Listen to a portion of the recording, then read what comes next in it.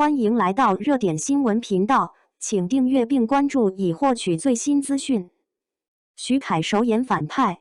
，20集悬疑剧一集不注水，这次他要颠覆所有人的印象。说实话，看到徐凯要在《方圆800米》里演反派，我的第一反应也跟很多人一样，他这是在跟自己的古装美男舒适区正面杠上。但细想完这部剧的设定和阵容，我反而觉得他这次是咬着牙走了一步高风险、高回报的棋。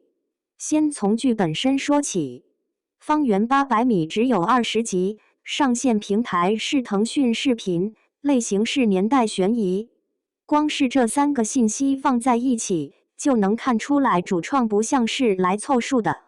故事被安在上世纪90年代末的丰阳小镇矿区，这个时间点很微妙。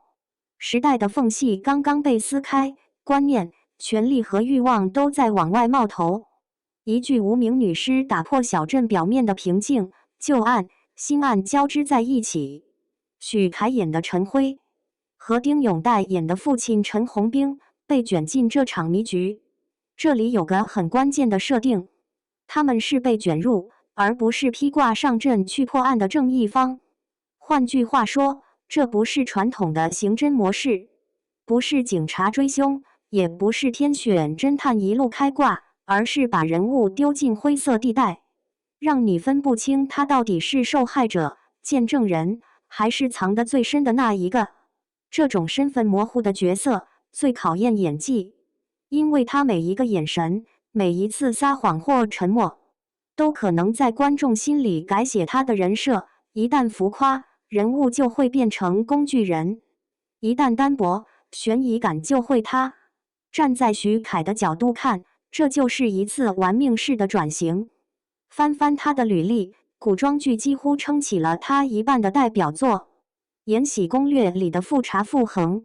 招摇离歌行雪鹰领主》乐游原里的角色，无一不是古装加帅挂钩。观众对于他的记忆被牢牢按在古装美男这一行标签里。对一个95后男演员来说，这既是吃饭的本钱，也是看不见的天花板。现实一点说，同龄男演员里有流量、有讨论度的并不少，但真正愿意主动离开舒适区的没几个。绝大多数人在红利期的选择是趁着有热度，多接几部甜宠、古偶，把曝光和商业价值最大化再说。观众看着脸熟，平台看着数据漂亮，片方看着带获利够用，谁都开心，就是演员的成长被按了暂停。徐凯偏偏不按这套公式来，他挑了一部年代悬疑剧，挑了一个带反派色的角色，还得在这样的戏里和丁永岱对戏。这意味着什么？意味着每一个情绪起伏都会被放大对比，意味着观众会条件反射的拿他和老戏骨放在一起审视，意味着只要哪一场戏稍有用力不匀，花瓶扛不起戏的标签就会贴得更牢。但同样的，如果他扛住了，效果也会彻底反转。回头看，很多演员的转折点都是在这种看上去有点傻的冒险里出现的。比如当年张译从偶像剧脸跳去演《士兵突击》里的史金，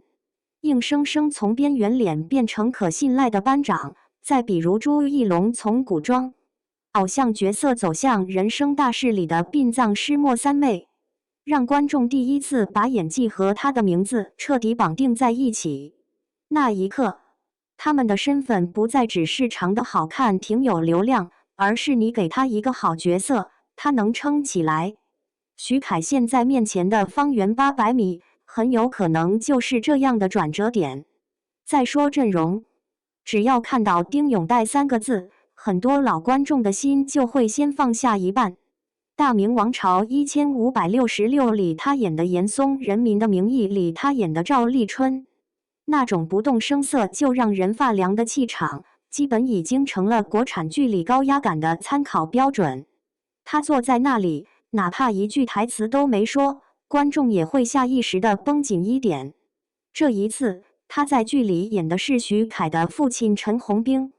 父子俩一起被卷入命案的漩涡，两代人之间本就存在的隔阂、隐瞒，再叠加上命案牵扯出的秘密，这种复杂关系一展开，就不只是谁是凶手的问题了，而是你到底相信谁的博弈。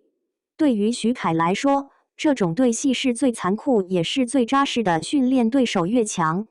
你越不敢偷懒，也越容易激发出新的层次。别忘了，还有邓恩熙，他在隐秘的角落里的表现，已经给自己打过一次硬仗。那种青涩里带着克制的劲儿，很适合悬疑剧里的微妙状态。老中青三代演员混在一起，这部剧的调性很明显不是流量拼盘，而是把舞台搭好了，看演员能不能跳得起来。从剧集长度来看，方圆800米的20集也算是一种诚意。现在国产剧动辄40集起步，回忆杀插到第6遍的时候，连最忠诚的观众都开始怀疑人生。悬疑题材最怕注水，节奏一拖，反转再多也让人提不起劲。而20集意味着每一集都必须有效信息，每一条支线都得紧贴主线，没有空间给拖沓的感情线，也容不下无意义的插科打诨。今年已经播出的悬疑剧里，叵测16集隐身的名字32集钢铁森林刚开播，大家都在找自己的平衡点。但无论如何，敢把剧集控制在相对紧凑区间的团队，多少都有点我对自己的故事有信心的底气。方圆800米用20集来讲完一个矿区小镇的迷局，是在告诉观众，我们不想靠堆数量来刷存在感，而是想靠内容留下口碑。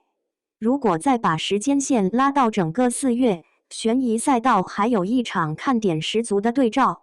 方圆800米对上王鹤棣的《黑夜告白》，两部都是悬疑题材，两位主演都是95后的高关注度男演员，两边都有资深演员压阵。对平台来说，这是类型竞争；对行业来说，更像是在回答一个问题：95后男演员能不能真正扛起复杂类型剧？在这道题上，徐凯的赌注确实更大。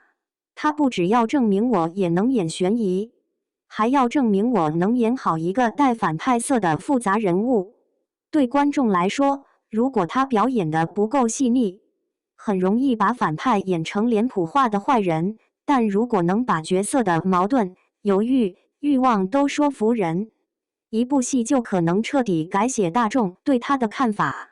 讲到底，演员真正该怕的，从来不是演绎两部口碑不好的剧，而是被一种角色、一个标签定死。徐凯现在已经30岁了，如果这个年龄他还只靠古装脸吃饭，那条路肉眼可见会越走越窄，观众新鲜感会消耗，平台会疲劳，角色类型也会越收越紧。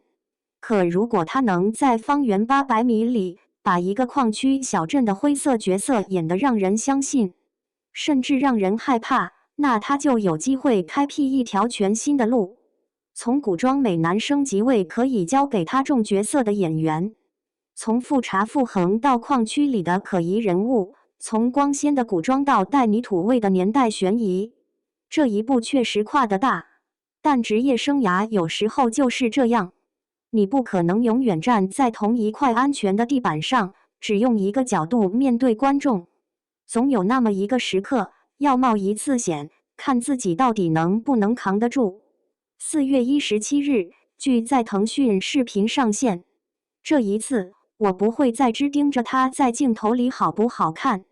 而会更在意他眼神里的那点灰，是不是真的能让人起一层鸡皮疙瘩。